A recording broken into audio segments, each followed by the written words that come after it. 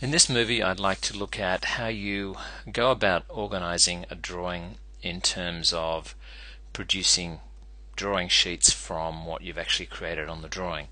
And what I'll be talking about is design layers, sheet layers, and viewports. Now, there's an equivalent here if you've been a previous AutoCAD user: a design layer, otherwise known in AutoCAD as model space; a sheet layer in Vectorworks, otherwise known in AutoCAD as paper space. So that's basically what I'm talking about in viewports, the kind of the same thing. So let's switch to a file where I've got a really simple layout here. I've got some walls, a couple of walls, I've got some dimensions, I've got a slab, I've got some furniture. This is a kind of interior or architectural example, but what I'm talking about applies to any way that you use Vectorworks, whether it's landscape design, entertainment, or whatever. You can use this method to organize your drawings. So essentially I have got one layer. All these objects are on one layer, and that one layer is I've called model, but it could be spread across a number of layers, and the layer names don't matter. I also have a number of classes in the drawing, and if I click on the classes drop down here, you'll see we've got the usual dimension and none, but we've also got electrical, furniture, structural, and wall, and there's a couple of different ones in there for wall.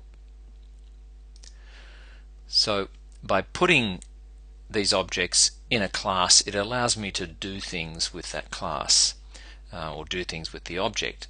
For example, if we pull down our navigation palette and click on the classes tab, you can see that I can show and hide things in the dimension class just by turning them on and off, or electrical fixtures, I can turn them on and off. Furniture, same thing, or if I don't want to see the floor slab, I can turn that off. If I don't want to see the walls, I can turn them off, and so on. But you'll also see that some of these classes are controlling the attributes of objects. For example, this indication of wiring here going from the switch to the light, the dashed style is being controlled by the class, and you'll see that this is in the class called electrical spec.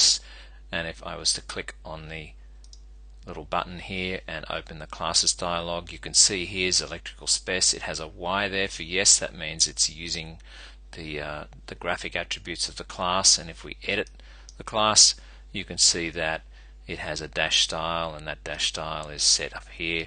There's no fill, and it's set to use at creation. So that means that if I draw something when this is the active class, or I put something into this class, it's going to take on these attributes.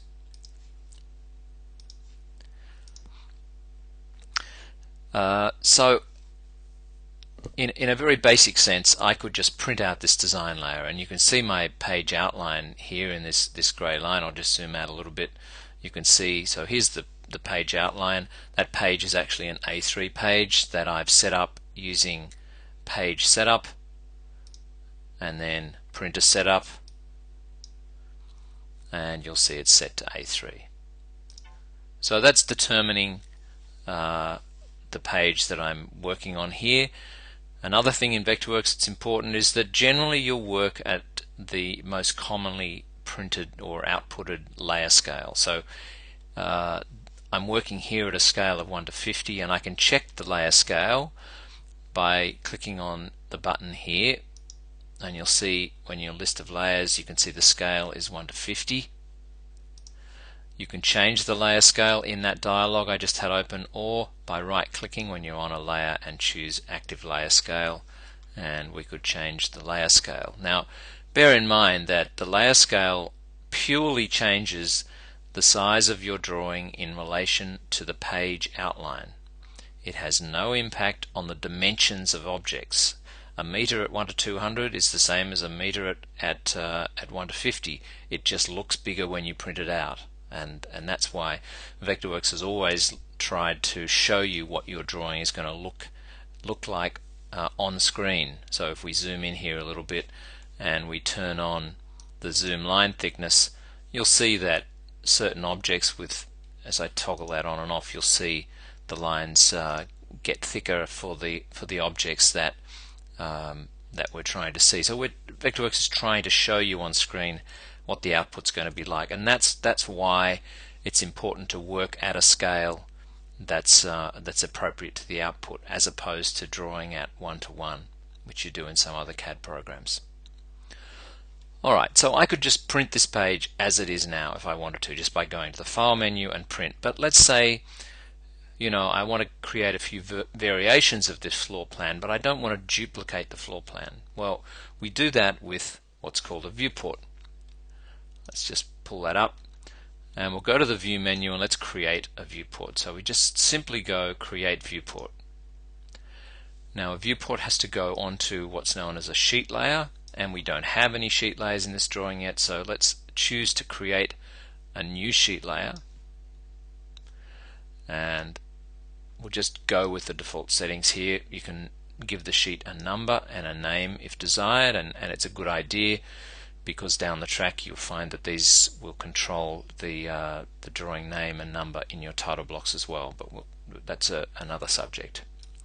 So let's go ahead and create that sheet layer and specify that as the place where we want the drawing to go. Now, it's also not a bad idea to name the viewport, because then when you see a list of viewports, instead of seeing viewports 1 to 20, you're actually going to have a meaningful name for a viewport. So let's call this floor plan. That's optional, you don't have to do this. And let's say we wanted it 1 to 50. We'll just go with all the settings that are currently here, which will mean the viewport will appear exactly the same as we're seeing already. So let's click OK, and you'll notice that the background color changed, and that's in Vectorworks 2012. You can now set the background color so that you know by seeing the background color. Here we are on a design layer, here we are on a sheet layer, as well as seeing that page border. You know now that you're in a different environment. So here's our viewport. I'll do a fit to page, and you can see it looks exactly the same. I can move this around as what I had on my design layer. So let's say that I want a version of this this floor plan with the furniture but without the electrical stuff on it. Well, I can go in here and control the class visibility just for this viewport. So I click the classes button here, and I can turn off the electrical, and let's just say okay, that's what we want to turn off for this one, and you can see now that we've got that particular viewport. If I wanted to change the layer scale for this viewport, I could do that here as well, change it to 1 to 100, but let's leave it at 1 to 50. So we have one viewport there. Let's now duplicate this viewport, and I can do that by holding down the Alt or Option key, and you'll see the cursor changes to a little plus when I do that, and holding that key down I click and drag, and that's going to create a duplicate for this viewport. And there's my duplicate. It's exactly the same. If you want to look at the name of this viewport, remember the original one was called floor plan, and this one, it has just been named automatically floor plan 2, but let's call this electrical plan. Now this is purely as a convenience. When you look at a list of viewports, you'll be able to see which is which. So going back to the Shape tab, let's click on the Classes button, and this time we'll turn off the dimensions, we'll turn on the electrical, and we'll turn off the furniture. Let's go ahead and click OK, and you'll see we've now got two versions of this floor plan that are using exactly the same base information, but they are displaying different information. Now you'll recall that earlier on in the movie I talked about the fact that this class, the class for the wiring, was using class attributes, and when something is using class attributes on a viewport by viewport basis, you can change those attributes because you mightn't be quite happy with how they're looking, or you might want to just emphasize something. So if we look at the classes here, and you'll see here's that electrical spec class. If I click on the class and I click edit, and remember the settings we looked at before, the dash style and so on. Well, let's say that we want those dashes to be bigger, or maybe we want to use this dash style here, and I'll just make them a different color just to emphasize my point. So for this viewport only, we're going to override the class settings that we had originally set, and we're going to change them to red with a different dash style. Let's go ahead and click OK, and then OK again, and you can see that these dash styles have now changed to reflect the new settings, and that's just for this viewport. If we go back to our other layer, all of that is still exactly the same.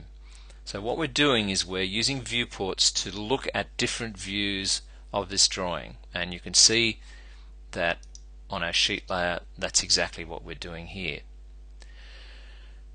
Now, it's quite common that you might want to show the detail of something on a drawing, but crop out the rest of the drawing, and here's another use for a viewport. So again, let's duplicate this viewport, hold the Alt or Option key down, and let's drag this down here. And this time I'm going to add what's known as a crop, and this allows me to just focus on or cut out some of the viewport that I don't want to see. And I can do this by double clicking the viewport, and I'll get the dialog here that says Edit Viewport, and if I click Crop, then I can edit the crop, and then I can draw any 2D object, and that will allow me to create a crop. So let's just take, say, the rectangle tool, and let's say it's these two pieces of furniture here we want to look at. And you'll see immediately I do that, the rest of the viewport has become grayed. And once I've drawn it, you know, I can make it bigger or smaller. I can move it around if I wanted to crop a different part of the viewport. And let's put it around this to kind of get where we want, and I can nudge it a little bit if I want to. So once I'm happy with the placement of it, I can click Exit, Viewport Crop, and now we've got a little cropped viewport. And again, this was a duplicate viewport, so let's click on the Data tab and rename this, call this Detail. I'll show you in a minute where you'll see those names. And this detail, let's choose to show it at a slightly larger scale, maybe 1:25. So you can start to see the power of viewports now, because we've got three views of exactly the same piece of information, and here we've got two at the same scale, and here we've blown one up to create a detail. And by the way, if you want to see that crop, you just click this button here and you'll see that crop outline. If you don't want to see it, you can turn it off, and you won't see it. If you want to edit the crop, let's say you didn't want to see this little bit of rug here, again we can double click this, choose to edit the crop, click OK, and just crop it down a bit, exit the crop, and now we've got the view that we want. Now perhaps you don't want to see the floor in this. Again, we could go into the classes dialog here, and we could turn off the floor, and we could preview that if we wanted to. Great, that's what I want to see, and click OK. So we've got three viewports here, and that's basically how you work with viewports. Now, there are a couple of other things about viewports. It's quite common to need to add an annotation to a viewport, and unlike the layer that we came from, the model, the design layer, sheet layers are always at 1:1. So if I was to take the dimension tool here and look at this dimension here is 1690, so let's put a dimension on here and see what we get. Well, we get 34. Well, that's strange. What if I put one on here? 158. Well, the reason that these are different is that the layer itself, the sheet layer itself, is always at 1:1. So what if you want to put a dimension on something at the scale of the viewport? Well, that's what you use the annotation for, and it's also what you can use to add extra 2D information, be it notes or other graphical elements. So let's go ahead and look at this. So we'll double click this again, and there is a situation where double clicking, if you've done a do always, double clicking will just have one action. It won't actually open this dialog. See, the double click displays this dialog. if you've changed this to edits the crop, edits the design layer, edits the camera, then this dialog won't appear. So if that's the case and you've done that and you're not getting this dialog, you can always edit the viewport by going to the view to the modifier menu and edit viewport, or using this keyboard shortcut here. That's going to open this dialog again. So this time we're going to choose annotation, and we click OK. The other viewports will grey out depending on this setting here. We can click that option, turn it on and off. Those little sets of options here are just fast access to Vectorworks preferences, and you can show and hide them using this drop down menu here. So I just turned that chain dimension one on. I could also, auto join walls, I could choose it again to hide that. So you'll see that clicking this on and off will show other objects. So we're in the annotation space. I want to put a dimension on the table here. Let's grab the dimension tool, and now you'll see that if I put a dimension on here, it's going to make sense. It's at the scale of the viewport, and if I wanted to put some text in here, I could put that.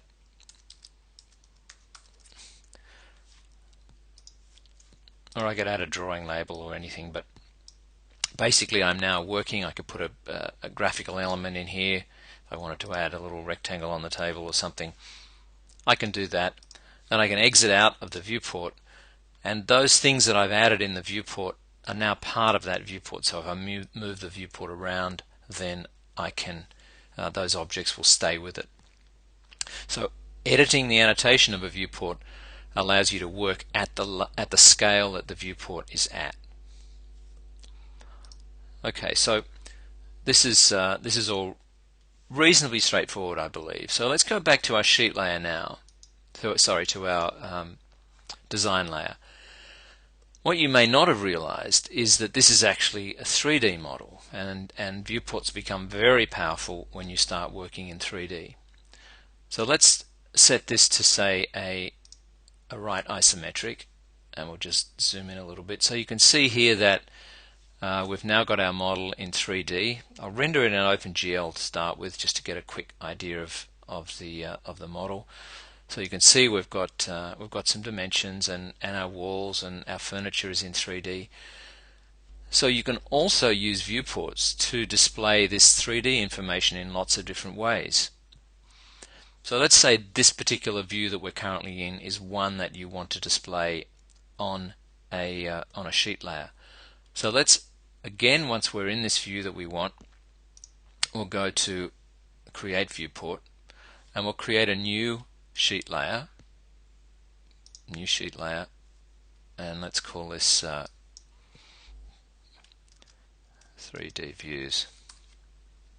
Click OK. And again, we'll just go with all of these settings. So here we are on our sheet layer. Now the first thing I'm going to do is to change the layer scale, the scale of the viewport, not the layer scale, to 1 to 100, and I'm going to position that. Let's do a fit to page. Now when you're working in 3D, the scales are obviously not quite so important, particularly when they're in perspective. So I could set this, if I wanted it to be just sort of halfway between that size, because I'm not actually going to measure anything off it. I could choose custom, and then put in here, say 1 to 70, and I'll get a kind of medium-sized viewport. Alright, so all of the usual rules apply. So with classes, let's say, well, we don't want to see the dimensions in this view, we don't want to see the electrical, but we'll stick with all the other stuff. So click OK, and those other things are now going to disappear. Alright, so we want to have a render mode. We were using OpenGL before, but if you've got Renderworks, then obviously we can choose a Renderworks style. Let's go with Custom Renderworks, and we can tweak this a little bit by clicking the Custom Renderworks, and I'm going to turn on anti-aliasing and bump that up a little bit. We'll leave the other settings there, so that when I've got the settings right, I can click Update, and it will go through rendering this, and it will render my viewport quite nicely. Now what I'd like to do is to add a what's known as an HDRI in Renderworks, and I can do that in lighting options here. I can turn on indirect lighting, and we have an HDRI in the file, and it's HDRI white. So let's just go with that, and you'll see that by turning that on, and we'll update it, we'll get rid of this speckling effect and get a cleaner looking viewport there. Now when you are rendering on sheet layers, you need to be conscious of the sheet layer resolution. And again, if we click on this button here, you'll see that the DPI of the sheet layers is here. For a plan sheet layer, which this first one was, it doesn't matter, but when you're in 3D views and you're rendering, you may want to increase this to get a crisper rendering. Generally you don't need to go above 300, so we can edit this, and I might just bump that up a little bit to 150 so that we're not taking too long to do these renderings.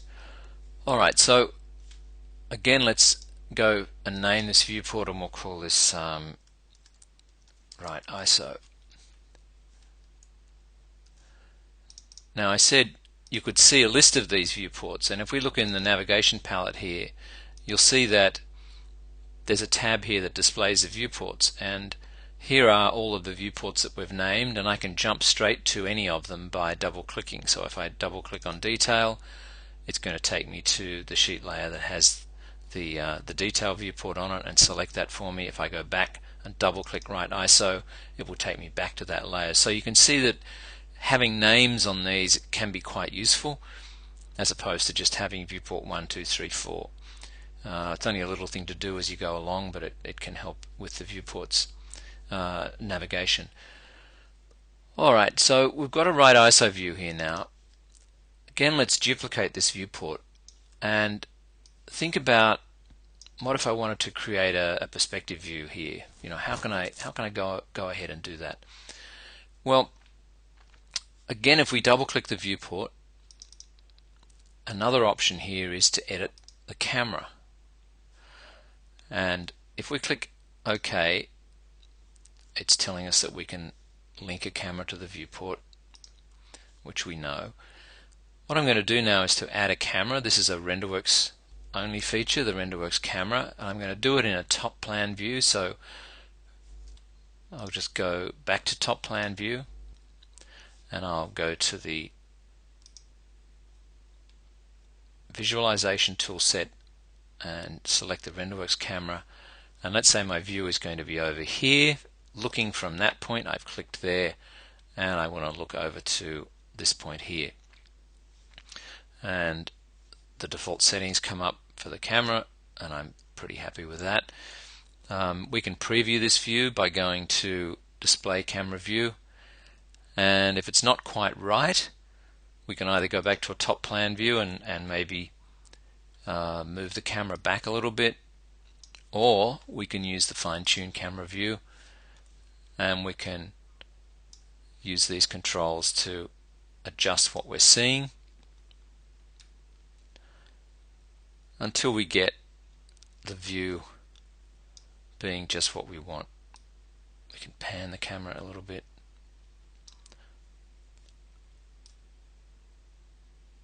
So once you're happy with the view, you can click OK, and this camera is now going to get used in the viewport. If we click Return to Viewport and we update this viewport, it's going to take on that new view and the new render mode,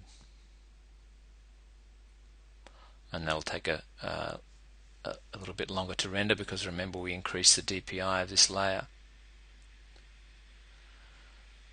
So suddenly you start to see the power of viewports, because you can look at a basic set of information in so many different ways and generate views of that information.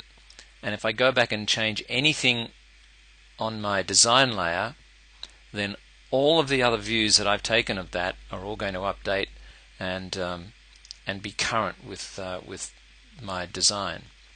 It's when you see this dashed line around here, it means the viewport is out of date. It needs to be updated, and the reason for that was that we changed the sheet layer DPI, and so this wanted to re-render at that higher resolution. Alright, so we've got a couple of views of our model here. Now so far what I've been showing, the rendering, and with Renderworks gives you the reflectivity that you're seeing on the floor, and the transparency and the textures and so on that you can see in this model. Without that, you would just get plain colors and no reflectivity and no transparency, and if we had a background in here like a sky or something like that, that would be part of Renderworks as well. Now, a feature that is only in the Design Series products is something called a section viewport. So if you want to cut a section through this model, then you can do that as well. And again, I'll emphasize that this is not in fundamentals, this is a Design Series feature. So let's go back to our model layer now, and we'll switch to a top plan view. I can do that by clicking in the top in this menu here. Now, to create a section viewport, and it might be that I wanted to look at an elevation of this, but this table and this lounge was in the way, and I actually want to see cut a section horizontally through here. Well, we can come up here, and instead of create viewport, we choose create section viewport, and then I just draw the line where the section is, which is through here. Click again. I can go on and create a step section if I want to, or I can just click move the mouse to indicate which way the section is looking, and then click to finish creating the section. It's going to ask me what sheet layer I want to put it on. Notice that you can put sections on sheet layers and design layers, but I won't go into that in this movie. So let's just go with the default settings here. Click OK.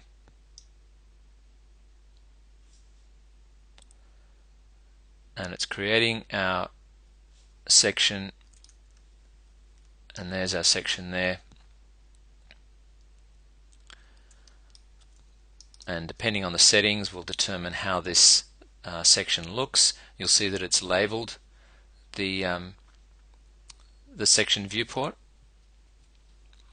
You'll see that it's created a solid area where the section cuts through the slab and the wall. But there are some things in here that I don't want to see, like the lights up here, for example. So again, as we've done before, we can click on classes and we can turn off electrical and we can turn off dimension. We don't want to see those in the section viewport, for example. And we can click OK, and this will be out of date now. Now I don't have to, this is rendered in hidden line, but I don't have to render it in hidden line. You'll see here it says hidden line. I could render it in any other render mode, like a Renderworks render mode if I wanted to. And I also don't have to merge these components. The red there is defined by a class. You'll see that once I've created a section, there's now a class in my document called section style. If I edit the classes and I edit that section style class, I could change this to, say, a gray color or a hatch or something like that. And when I click OK, the section fill there is going to change.